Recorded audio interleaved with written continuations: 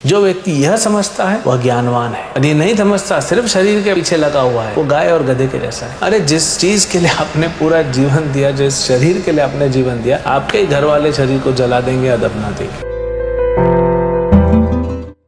हरे कृष्णा। भगवद गीता अध्याय 10 श्लोक संख्या 4। श्लोक संख्या 4 और 5 कंबाइंड है, क्योंकि बहुत विस्तार से भगवान ने 19 गुणों का वर्णन किया है। तो हम श्लोक 4 अलग करेंगे आज, और 5वां बाद में अलग करेंगे। बुद्धिर्ज्ञानम सम्मोह क्षमा सत्यम दमः शमः सुखम दुखम भावो भावो भयम चा भयमेव च। बुद्धि, ज्ञान, संशय तथा मोह से मुक्ति, क्षमा भाव, सत्यता, इंद्रिय निग्रह, मन निग्रह, सुख तथा दुख, जन्म, मृत्यु, भय, अभय। तो भगवान ने ये 19 गुण बताए, और कैसे ये 19 गुण पूरे ब्रह्मांड में आपको दिखेंगे, देवताओं में भी, मनुष्यों में भी, कहीं कम कहीं ज्यादा। ये हमारे अंदर होने चाहिए। क्या है पहले वो समझेंगे, और कैसे ये 19 गुण लाने हैं वो भी हम समझेंगे। शॉर्टकट में भक्ति द्वारा ये 19 गुणों को हम प्राप्त कर सकते हैं। जैसे भागवतम में दिया गया, यस्यास्ति भक्ति भगवती यकिंचन सर्वैर गुणस्तत्र समासतः सुरौ। ये जो है ये हमको भगवान के भक्ति करने से, यस्यास्ति भक्ति भगवती यकिंचन, हम भगवान की अकिंचन भक्ति करेंगे तो सर्वैर गुणस्तत्र समासतः सुरौ, ये गुण हमारे अंदर सब आ जाएंगे। ये देवताओं के गुण हैं। तो क्या आज हम देखेंगे कि भगवान किस किस गुण पे फोकस कर रहे हैं और उसका अर्थ क्या होता है। तो पहला है बुद्धि। बुद्धि मतलब क्या होता है? हम किसी को बोल देते हैं तुम पढ़ाई नहीं करते हो, गधे हो, बुद्धि नहीं है। लेकिन पढ़ाई कर भी लिया तो उसको बुद्धि नहीं कहते। उससे क्या फर्क पड़ता है? पढ़ के किसी ने जो भौतिक पढ़ाई है, क्या उससे मोक्ष प्राप्त हो? क्या उससे अच्छा जीवन जी सकता है? क्या धर्म अधर्म सीख सकता है? यहाँ तो हम कई बार सुनते हैं पूरे विश्व में अब पढ़े लिखे लोग हैं, वही सबसे ज्यादा क्राइम कर रहे हैं, आतंकवाद में वही लगे हुए हैं। इतना पढ़ा लिखने के बाद भी गलत काम करते हैं। मतलब पढ़ाई लिखाई से बुद्धि नहीं आती। जितने पढ़े लिखे लोग हैं वही ज्यादा ठग रहे हैं, लोगों को स्कैम्स कर रहे हैं, पढ़े लिखे लोग। तो बुद्धि का मतलब क्या है? भगवान शास्त्र के अनुसार सही डेफिनेशन बता रहे हैं। बुद्धि मतलब सही दृष्टि से चीजों को देखना, ये है बुद्धि। अब सही दृष्टि क्या होती है? कोई बोलेगा मतलब क्या है? मैं जो देख रहा हूँ वो सही है, आप जो देख रहे हो वो भी सही है। अब हमने ऐसे यहाँ 6 लिख दिया, इधर से मैं दिखा 6 दिख रहा है, आपको 9 दिख रहा है, वो 6 है कि 9 है? तो ये संसार जो है ये रिलेटिव है। आप अलग देखते हो, मैं अलग देखता हूँ, लेकिन दोनों में से कौन सही है? हो सकता है दोनों सही हो सकता है दोनों गलत हो। इसीलिए शास्त्र चक्षु, भगवान की बुद्धि से देखना पड़ेगा। बुद्धि का मतलब है सही पर्सपेक्टिव। बुद्धि का मतलब है कि जैसे भगवान ने उस वस्तु को बनाया है वैसे उसको देखना और उसको वैसे ही प्रयोग में लाना। तो ये कैसे पता पड़ेगा? ये शास्त्रों से पता पड़ेगा। इसलिए बुद्धिमान व्यक्ति वही है जो शास्त्र पढ़ता है और शास्त्र के अनुसार अपना जीवन यापन करता है। जब शास्त्र के अनुसार अपना जीवन चलाता है तो वो सही दिशा में जाता है, चीजों को सही तरह से देखता है, और इसीलिए वो कोई गड़बड़ नहीं करता, कोई गलत नहीं करता, कुछ पाप नहीं करता, और इसीलिए उसको बुद्धिमान कहते हैं। क्योंकि वो पाप नहीं करता, अधर्म नहीं करता, तो उसको क्या मिलता है? उसको इनाम मिलता है,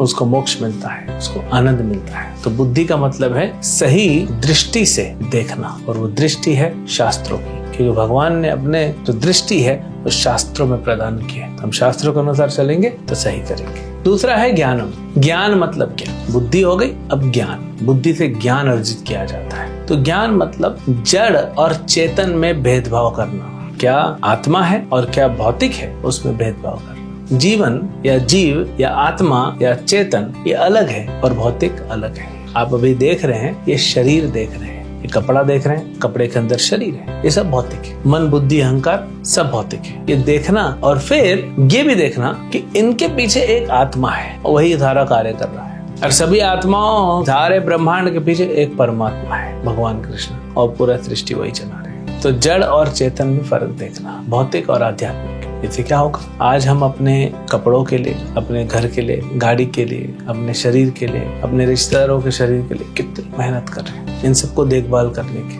लेकिन अगर हम समझ जाएंगे, हम नहीं बोल रहे कि मत करिए, ये तो जब से जन्म हुआ है इसको सिर्फ खत्म होना है। तो आप अपना पूरा टाइम, पूरी एनर्जी, पूरा पैसा, पूरे रिसोर्सेज इसमें नहीं लगाओगे, थोड़ा लगाओगे और फिर पता लगाओगे कि वो क्या वस्तु है जो खत्म नहीं होती। वो है आत्मा, और वो हम हैं। और इसीलिए हमको आत्मा के लिए भी कुछ समय निकालना चाहिए, जो है अपने रिसोर्सेज लगाने चाहिए। हमें आत्मा की देखभाल के लिए, आत्मा को खिलाने पिलाने के लिए भी कुछ करना चाहिए, अपनी भी आत्मा और अपने रिश्तेदारों, घर परिवार वालों की भी आत्मा। जो व्यक्ति यह समझता है वह ज्ञानवान है, और ये नहीं समझता, सिर्फ शरीर के पीछे लगा हुआ है। स एव गोखर, भागवतम कहता है स एव गोखर, वो गाय और गधे के जैसा है, पूरा जीवन उसी में चला गया। अरे जिस चीज के लिए आपने पूरा जीवन दिया, जिस शरीर के लिए आपने जीवन दिया, आपके ही घर वाले शरीर को जला देंगे या दफना देंगे, बचेगा क्या? जिसके लिए किया और जिस शरीर से किया अपने परिवार के लिए, वो परिवार ही आपके उसी शरीर को जला देगा जाके। तो जब सब कुछ जल गया तो बचा कौन? बची आत्मा। आत्मा के लिए कुछ करना चाहिए ना, उसको कहते हैं ज्ञान। तीसरा गुण भगवान बता रहे असम्मोह।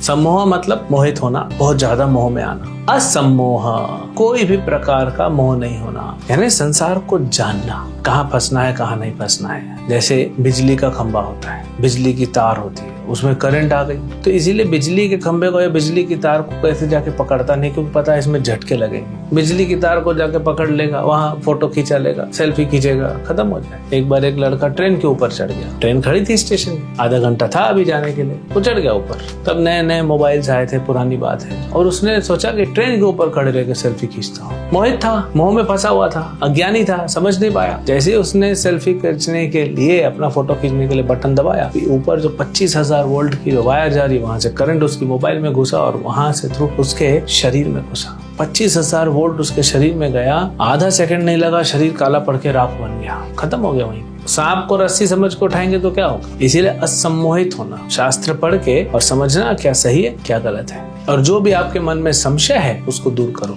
दूर करने के लिए 3 साधन है, साधु, गुरु, शास्त्र। शास्त्र पढ़िए, गीता भागवत, साधु से पूछिए, गुरु से पूछिए, वो आपके सारे संशय को दूर करेंगे, तब आप सही कर पाओगे। और जब सही पता पड़ जाएगा तो बिंदास, बिना किसी हिचक के आप वो कार्य करो। तो यह असम्मोह। फिर चौथा बता रहे हैं भगवान क्षमा। क्षमा मतलब माफ कर देना, लोगों की छोटी मोटी गलतियों को माफ कर देना। शिक्षा देते रहो, बच्चा है, शिक्षा देते रहो, कुछ गलती हो गई तो उसको क्षमा कर देना, समझना कि ठीक है अभ्यास कर रहा है। उसके बाद भगवान बताते हैं सत्यम। ये बहुत कॉम्प्लिकेटेड चीज है, क्योंकि लोगों ने सत्य को इतना घुमा दिया है कि समझ में नहीं आता सत्य क्या है। सत्य मतलब यथारूप, एज इट इज। जैसे प्रभुपाद जी ने भगवत गीता लिखने के बाद एक और लाइन जोड़ी, एज इट इज, यथारूप। जैसे भगवान ने कहा उसी भाव से, उसी सत्य को प्रस्तुत किया। सत्य मतलब सत्य, अगर मगर टगर उसमें नहीं लगता। ऐसे तो कहा जाता है कि सत्य बोलो लेकिन प्रिय बोलो, अच्छे से बोलो, लेकिन कई बार क्या करेंगे, कड़वा सच। सत्य कड़वा होता है। जब सत्य कड़वा होता है स्वीकार करना पड़ता है, न बोलने से हिचकना चाहिए, न स्वीकार करने से हिचकना चाहिए, क्योंकि यही सत्य है। आप अगर बाजार में जाएंगे और सब्जी वाले को बोलेंगे कि हमको करेला दीजिए जो आम के जैसा मीठा हो, और वो आपको करेला दे रहा है, बोल रहा है बहुत मीठा है, कैसे चलेगा? आप अपने आप को ठग रहे हो, आपको पता ही नहीं क्या करेला और आम में फर्क क्या होता है। करेला कड़वा होता है, वो आम नहीं बन सकता, और सब्जी वाले ने भी आपको ठग दिया। तो सत्य को सत्य के साथ ही प्रस्तुत करना चाहिए, मतलब बोल देना चाहिए, जो है वो है। इसमें दूसरों का भला होता है, भले दुख लगेगा, भले कड़वा है, तकलीफ होगी, लेकिन आज नहीं तो कल उसका भला होगा। भागवत जो है, भगवत गीता जो है सत्य बोलता है। मनुष्य गधे और घोड़े जैसा काम कर रहा है, अपना जीवन व्यर्थ में गंवा रहा है। मनुष्य जीवन सबको नहीं मिलता, आपको मिला है, आप गधे जैसा उसको गंवा रहे हो। अच्छे से धर्म निभाओ, भक्ति करो और मोक्ष प्राप्त करो, ये सत्य है। और ये सत्य बोलने से डरना नहीं चाहिए। फिर भगवान बताते दमः। दमः मतलब इंद्रिय निग्रह, अपनी इंद्रियों को वश में करना। इंद्रियों को वश में कैसे करेंगे? क्या देखना बंद कर दे, आंख निकाल दे, सुनना बंद कर दे? ये तो भागते रहते हैं इंद्रिय। भगवान कहते हैं देखो, सुनो, स्वाद चखो, हाथ लगाओ, सूंघो, काम करो, जो भी इंद्रियों से कर रहे हो करो, देखिए शास्त्र के अनुसार और भगवान की सेवा के लिए। प्रसाद खाना, आपको पूरी खानी है, पनीर सब्जी खानी है, खाओ, जाइए बाजार, अच्छा वाला पनीर लाइए, डुप्लीकेट पनीर बहुत मिल रहा है, सावधान रहिए, अच्छा पनीर लाइए, पूरी बनाइए, भगवान को भोग लगाइए, खाइए। कौन मना करता है? भगवान की सेवा के लिए शास्त्र के अनुसार। अब कोई बोलेगा भगवान की सेवा के लिए हम शराब लेके आएंगे, भगवान को भोग लगाएंगे, नहीं, इसीलिए कहा शास्त्र अनुसार। भगवान शराब नहीं पीते। तो शास्त्र अनुसार भगवान की सेवा के लिए अपनी इंद्रियों को लगाओ, आपको आनंद मिलेगा। फिर कहते हैं भगवान शमः। दमः इंद्रियों का निग्रह, शमः मन का निग्रह, मन को वश में करना। मन को कैसे वश में करें? इंद्रियां तो फिर भी समझ में आती, मन को कैसे पकड़ के रखें? मन को बिल्कुल वश में नहीं कर सकते, बहुत मुश्किल है। सब तो मन के ही फंसे हुए लोग हैं, मन द्वारा प्रताड़ित लोग हैं। तो मन को वश में किया जा सकता है सिर्फ भक्ति द्वारा। जब मन कृष्ण से संपर्क में आता है तो ही मन जो है वो कंट्रोल हो सकता है। बुद्धि को बढ़ा के शास्त्रों द्वारा और साधु संतों की संगति करके ही मन को वश में किया जा सकता है। 2 तरफ से पकड़ लेना, एक तरफ साधु संतों की संगति जिनका मन कंट्रोल है, और दूसरा शास्त्र। ये दोनों के जो विचार आएंगे ये आपके मन को पकड़ सकते हैं। फिर सुखम और दुखम। सुख क्या है? जो भी आत्मा को सुख देता है वो असली सुख है। सवेरे सवेरे सोने में अच्छा लगता है, लेकिन वो शरीर को सुख दे सकता है, बट शरीर तो जड़ है, मृत है। ऐसा लगता है मेरे को अच्छा लग रहा है सोने में, लेकिन वो इवेंचुअली आगे चल के वो दुख का कारण बन जाए। तो सुख जो आत्मा को सुख दे और दुख जो आत्मा को दुख दे, उसको सुख और दुख कहते हैं। तो आत्मा का क्या क्या सुख है और आत्मा का क्या क्या दुख है, ये समझना चाहिए। तब आप असली में सुखी हो सकते हैं, नहीं तो दुखी रहेंगे। फिर भव अभव। भव मतलब जन्म, अभव मतलब मृत्यु। जन्म मृत्यु का संसार है, वो जानता है। जन्म मृत्यु जरा व्याधि दुख दोष अनुदर्शनम। ये जानना चाहिए कि जन्म क्या है और मृत्यु क्या है। ये संसार जो है ये जन्म मृत्यु का संसार है। भव सागर इसको बोलते हैं। तो भक्ति करके इस जन्म मृत्यु से बाहर निकलना चाहिए। फिर 2 लास्ट गुण बताते हैं इस श्लोक में, भयम अभयम। भय क्या है? भयम जो होता है, जब भी आप अपने आप को या अपने आप की असलियत को नहीं जानते, तब आप भय में रहते हैं। अगर आप जान जाएंगे कि आप आत्मा हैं और कृष्ण के अंश हैं, तो भय नहीं रहेगा। अगर आप अपने आप को शरीर समझेंगे या मन समझेंगे या पुरुष समझेंगे या स्त्री समझेंगे या गरीब समझेंगे, अमीर समझेंगे, तो आपको भय रहेगा, क्योंकि ये टेम्पररी है ना, चेंज हो जाएगा। आप सोचेंगे मैं शरीर हूँ, ये भय लगा रहेगा, ओ शरीर बीमार न पड़ जाए, शरीर बूढ़ा ना हो जाए, शरीर की मृत्यु ना हो जाए, और ये तो लगा ही रहेगा। धूप है तो भी बीमार हो रहे हैं, बारिश हो रही है तो भी बीमार हो रहे हैं, और बुढ़ापा तो आएगा, मृत्यु तो आएगी, इसीलिए भय लगा रहता है। लेकिन अगर आप समझ जाए कि मैं तो आत्मा हूँ, तो अभयम, तो भय से अभय ज्ञान के द्वारा हो जाएगा। जब आप अपने सत्य को जान जाएंगे कि मैं शरीर नहीं हूँ, मैं आत्मा हूँ, तो भय से आप अभय पे पहुंच जाएंगे। क्यों? आत्मा को कोई कुछ नहीं कर सकता।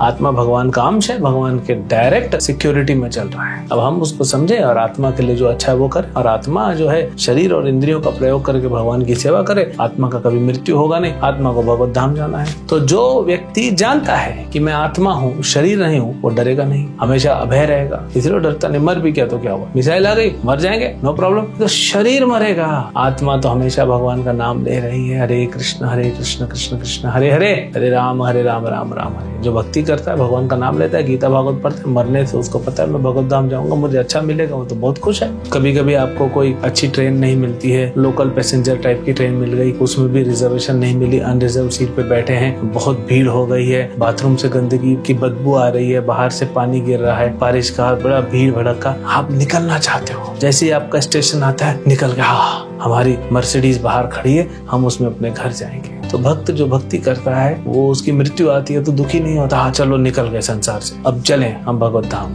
अपनी गाड़ी आ गई, वो अच्छी जगह है ये संसार में रहना। तो ये है भयम अभयम। तो यहाँ पे भगवान ने 13 गुण बताए हैं, बाकी के गुण अगले श्लोक में वो हम आगे चर्चा करेंगे। हरे कृष्ण।